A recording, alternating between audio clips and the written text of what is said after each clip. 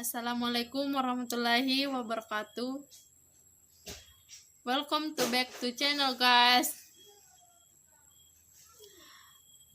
Perkenalkan, nama saya Nur Hasana, program studi pendidikan fisika di Universitas Muslim Maros. Di sini saya akan membahas mata kuliah Bumi dan Antariksa, di mana yang saya bahas 1.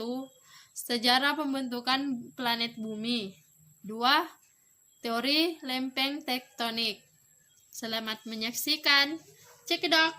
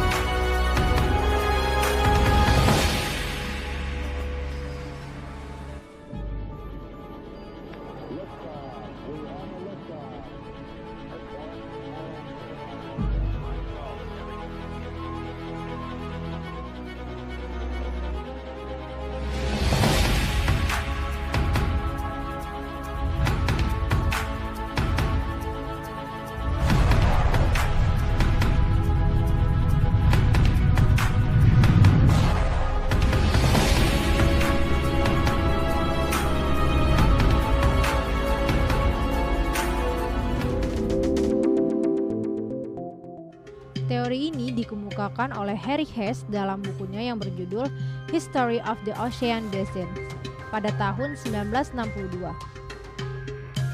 Menurut teori konveksi, di bagian dalam bumi ada aliran konveksi dari lapisan astenosfer yang sangat kental merambat sampai ke kerak bumi, sehingga menyebabkan lapisan batuan di kerak bumi menjadi lunak. Lapisan kulit bumi dengan ketebalan 100 km mempunyai temperatur relatif jauh lebih rendah dibanding dengan lapisan di dalamnya, yaitu mantel dan inti bumi, sehingga terjadi aliran konveksi di mana massa dengan temperatur tinggi mengalir ke daerah temperatur rendah atau sebaliknya. Oleh karena itu, gerak aliran konveksi inilah yang menyebabkan permukaan bumi menjadi tidak rata seperti sekarang. Teori lempeng tektonik.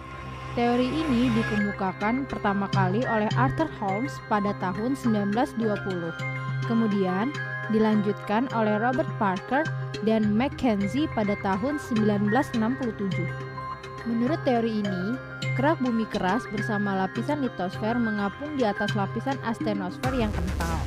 Karena adanya arus konveksi dari magma di lapisan astenosfer yang mendesak keluar melalui tanggul dasar samudra atau disebut mid-oceanic ridge, menyebabkan kerak bumi yang berupa lempengan-lempengan bergerak satu sama lain.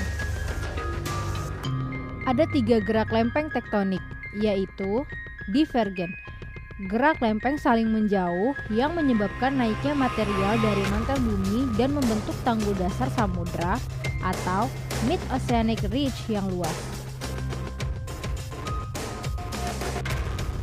Konvergen, gerak lempeng saling mendekat yang menyebabkan salah satu dari lempeng tersebut masuk ke dalam mantel bumi dan berada di bawah lempeng lainnya, sehingga membentuk lahirnya pegunungan lipatan seperti pegunungan Himalaya, pegunungan Andes, pegunungan Rocky, pegunungan Alpen, serta terbentuknya palung laut atau trench seperti palung Jawa. Sesar atau transform, gerak lempeng saling menggunting atau berpapasan. Akibat gerak ini, contohnya terbentuknya patahan San Andreas di California, Amerika Serikat. Permukaan bumi terdiri dari beberapa lempeng tektonik, diantaranya ada yang berukuran besar dan berukuran kecil. Lempeng-lempeng tektonik yang besar atau disebut dengan lempeng mayor berjumlah 7 lempeng tektonik, yaitu lempeng Pasifik, lempeng Eurasia, lempeng Amerika Utara, lempeng Amerika Selatan, lempeng Afrika, lempeng Indo-Australia, lempeng Antartika. Sedangkan sisanya merupakan lempeng-lempeng kecil yang disebut lempeng minor, yaitu lempeng Filipina, lempeng Arabia, lempeng Nazca, dan lempeng Sofia. Adanya gerak lempeng tektonik mempengaruhi kehidupan di bumi. Contohnya, persebaran flora dan fauna di permukaan bumi, sehingga kita dapat melihat keanekaragaman flora dan fauna. Keanekaragaman flora dan fauna di permukaan bumi ini diperkirakan sesuai dengan perkembangan bumi dalam membentuk benua atau kontinen. Selain itu, juga dipengaruhi oleh adanya periode glasiasi atau disebut periode pencairan es dan periode interglasial atau periode kering yang panjang, yang menyebabkan banyak jenis flora dan fauna berevolusi dan suksesi akibat adanya perubahan musim tersebut. Beberapa ahli berpendapat bahwa hal tersebut bisa terjadi sesuai dengan teori apungan benua. Pada saat Pangea terpecah, Afrika dan India hanyut dengan membawa serta flora dan fauna yang ada. Di antaranya pada saat ini terdapat spesies leluhur kerbau dan badak masa kini. Bumi kita ini, menurut beberapa teori dahulu, terdiri atas satu benua besar dan satu samudra. Namun, karena adanya gaya endogen yang sangat kuat, maka benua yang besar itu menjadi terpisah. Pecahan benua ini yang sering disebut sebagai puzzle raksasa.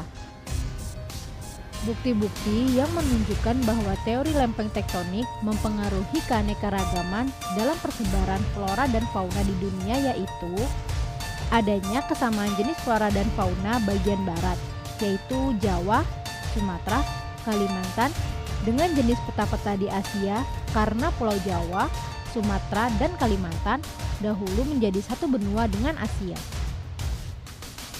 Jenis flora dan fauna di Indonesia bagian timur yang menunjukkan adanya kesamaan dengan benua Australia, karena dahulu pulau-pulau itu menjadi satu daratan dengan benua Australia.